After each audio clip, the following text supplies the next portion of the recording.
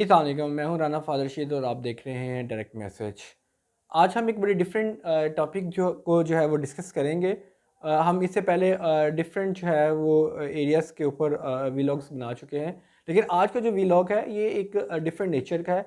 इसके अंदर हम एक दुनिया के अंदर नापैद होता हुआ एक मज़हब जो है उसको डिस्कस करेंगे। नॉर्मली दुनिया के अंदर 2 तरीके के लोग हैं।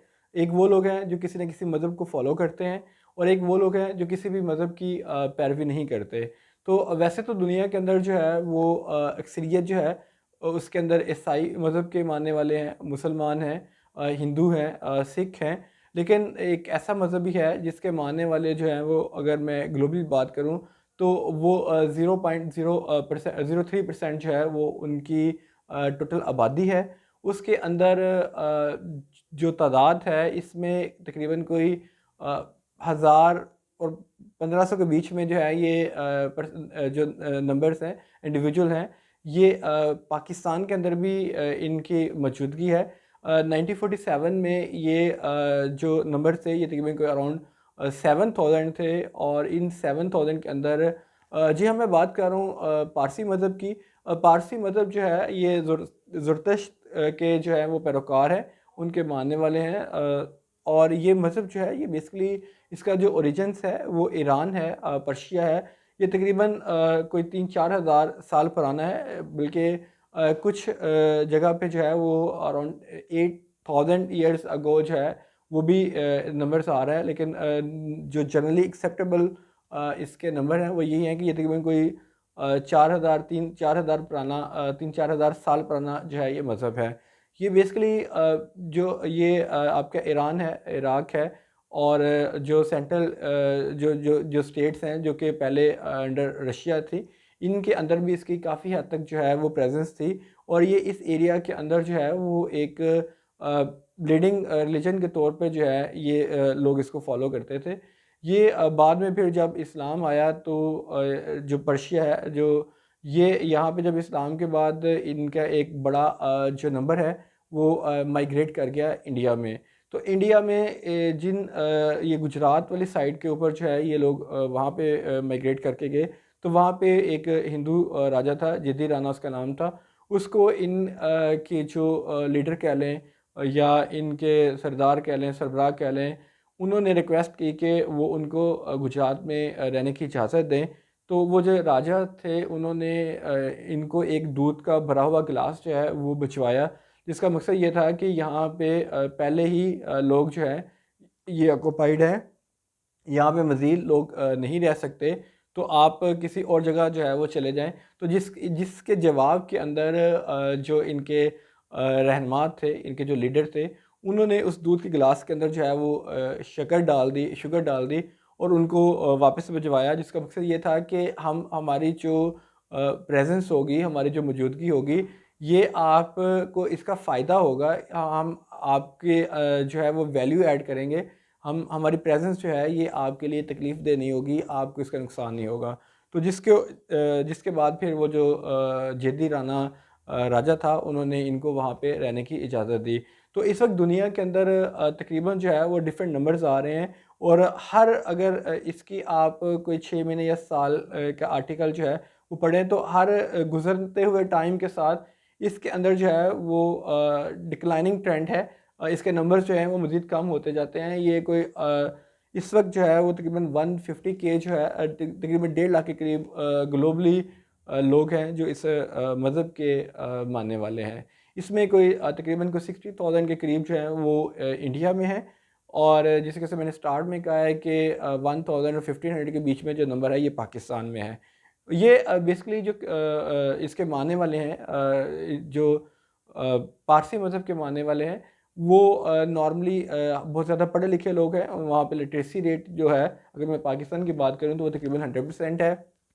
और इनके जैसे कैसे लाहौर के अंदर जो एक क्रेडिट जाता है लाहौर को मॉडर्न लाहौर बनाने का, वो जाता है जिस तरीके से सर गंगा राम को। इसी तरीके से जो कराची है, कराची के अंदर इस कम्युनिटी का एक बड़ा वैल्यू एडिशन रहा है, बड़ा इम्पोर्टेंट रोल रहा है। और इसके कराची के इनफैक्ट पहले मेयर थे जमशेद नौशरवान, मेहता जी, वो भी एक पारसी थे, इस मज़हब के मानने वाले थे, और उन्होंने यहाँ पे काफ़ी ज़्यादा डेवलपमेंट करवाई। और जो कराची है वो अपने उस टाइम का एक मॉडर्न सिटी था, और इसी के जो डेवलपमेंट के प्रोजेक्ट्स थे, इसके अलावा एजुकेशन के अंदर भी ये जो है कम्युनिटी इनकी बड़ी कंट्रीब्यूशन रही है। अगर मैं कराची की एनडी यूनिवर्सिटी की बात करूँ, मैं डीजे कॉलेज की बात करूँ, मैं मम्मा पारसी स्कूल की बात करूँ, और इसके अलावा इनका जो वीबीएस स्कूल है उसकी मैं बात करूँ, और इसके अलावा डिफरेंट जो हेल्थ केयर सेक्टर के अंदर भी इनकी कंट्रीब्यूशन है। इन्होंने काफ़ी ज़्यादा जो हॉस्पिटल वगैरह हैं वो भी बिल्ड किए हैं। और इस बेसिकली इनके और मुसलमानों के बीच में जो है वो एक बड़ी कॉमन चीज़ है, वो ये कि ये भी रोज़े महशर पे बिलीव करते हैं। इनका भी मानना ये है कि इंसान जो है इसने इस दुनिया के बाद भी आगे दुनिया है, और वहाँ पे जो है वो आपके अमाल की वजह से आपने जन्नत या दोज़ख में जाना है। वहाँ पे टर्म्स क्या है ये थोड़ा डिफरेंट यूज़ करते हो, लेकिन उसका अल्टीमेट ऑब्जेक्टिव ये है कि ये भी मरने के बाद वाली जो ज़िंदगी है उसके ऊपर बिलीव करते हैं। इसके अलावा जिस तरह से मुसलमान 5 वक्त की नमाज़ पढ़ते हैं, इसी तरीके से इनकी भी दिन के अंदर जो है वो 5 दफ़ा इबादत होती है। बेसिकली ये आतिश परस्त हैं, आग की पूजा करते हैं। लेकिन जो इनके इनिशियल जो इनकी बुक है जिसको फॉलो करते हैं, अवेस्टा जो है, उसके अंदर जो गॉड को इन्होंने डिफ़ाइन किया हुआ है, तो उसके अंदर बिल्कुल वही है कि खुदा एक वाहिद है, उस को किसी ने पैदा नहीं किया, और बाकी सब उसकी तख्लीक हैं, उसकी मखलूक हैं, और अल्लाह जो है वो सुप्रीम है। और इसके अलावा वहाँ इन्होंने उस बुक के अंदर जो है वो शैतान इवल जो है उसका भी ज़िक्र आता है कि 2 तरीके की ताकतें हैं, एक नेकी की ताकत है और एक बदी की ताकत है। और जो नेकी को फॉलो करेगा वो उसमें जाएगा, जन्नत में जाएगा, या उसके लिए अच्छे जो है वो ज़िंदगी होगी, आने वाली ज़िंदगी।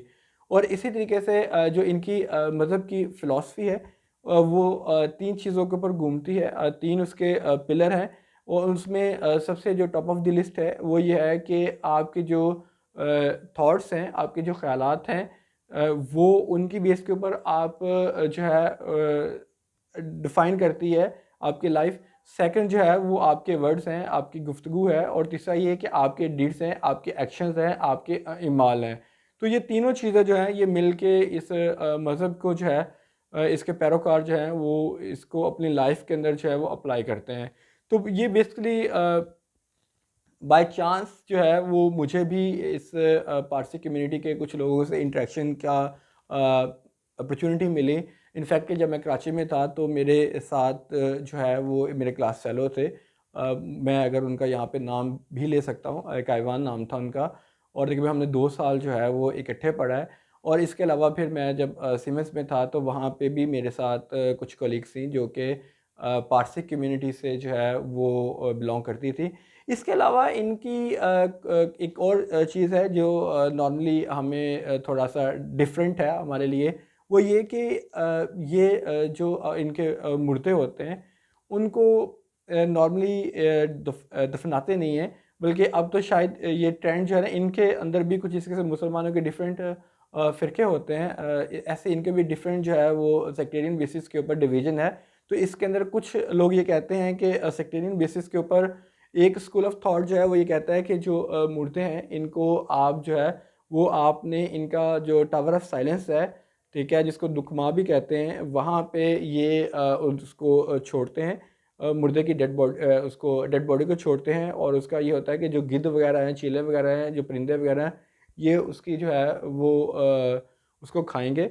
और उनका मानना यह है कि क्योंकि ये उसको फायर को, आग को जो है उसकी पूजा करते हैं। इसके अलावा आग और मिट्टी जो है और ये पानी है, इसको ये मुक़द्दस समझते हैं, और वो ये कहते हैं कि ये इंसान को जो है वो इनके सपोर्ट नहीं करना चाहिए। और दूसरा ये स्कूल ऑफ थॉट है जो कहते हैं कि जो है वो आप जो मुर्दा है इसको आप दफना दें। लेकिन एक तीसरा जो आर्गूमेंट है वो ये है कि बेसिकली जो सेकंड स्कूल ऑफ थॉट है वो थोड़ा इसका एडवांस वर्जन है कि आज के टेन्योर के अंदर, आज के ज़माने के अंदर, क्योंकि प्रैक्टिकली ये मुश्किल होता जा रहा है कि जो टावर ऑफ साइलेंस है उसको उसके ऊपर बहुत सारे जो इश्यूज़ लोगों के कंसर्न्स हैं वो बढ़ना शुरू हो गए हैं। तो अब इनके पास सेकंड ऑप्शन नहीं है, तो इस वजह से जो है वो मुर्दों को दफनाने का जो ट्रेंड है वो प्रमोट हो रहा है। लेकिन इनकी जो इनकी आप कह लें कि इंटेलेक्चुअल क्लास है, वो इसके ऊपर भी काम कर रही है कि कोई मतबादल जो है वो ऑप्शंस क्रिएट किए जाएँ। अच्छा, पाकिस्तान के अंदर जिस जैसे मैंने स्टार्ट में कहा, तो काफ़ी फेमस नाम हैं जिनकी बहुत ज़्यादा कंट्रीब्यूशन है, जिसके अंदर टॉप ऑफ द लिस्ट जो है वो आपके अवारी होटल, जो अवारी चेन है, इसके जो ऑनर हैं वो बरमान के क्या उनका नाम है, डिनशा अवारी, वो हैं, बल्कि वो पहले मतलब पाकिस्तानी हैं, पहले पाकिस्तानी तो नहीं है वो, पाकिस्तानी उनकी बल्कि वाइफ जो है वो पहली पाकिस्तानी है जिन्हें एशियन गेम्स के अंदर जो है वो गोल्ड मेडल भी मिला है, इनको भी गोल्ड मेडल मिला है। इसके अलावा जो भुट्टो को फांसी हुई थी, उस जो केस के अंदर पैनल था, उस पैनल के अंदर जिन्होंने इख्तलाफी नोट लिखा था, वो जज जो हैं दोराब पटेल, वो भी इस कम्युनिटी से जो है वो बिलोंग करते थे। इसके अलावा जो मरी ब्रूरी के ऑनर हैं, वो असफन यार भंडारा, वो भी इसी कम्युनिटी से बिलोंग करते हैं। इसके अलावा एक शेफ़ है जरनेक, वो भी इसी कम्युनिटी से बिलोंग करती हैं।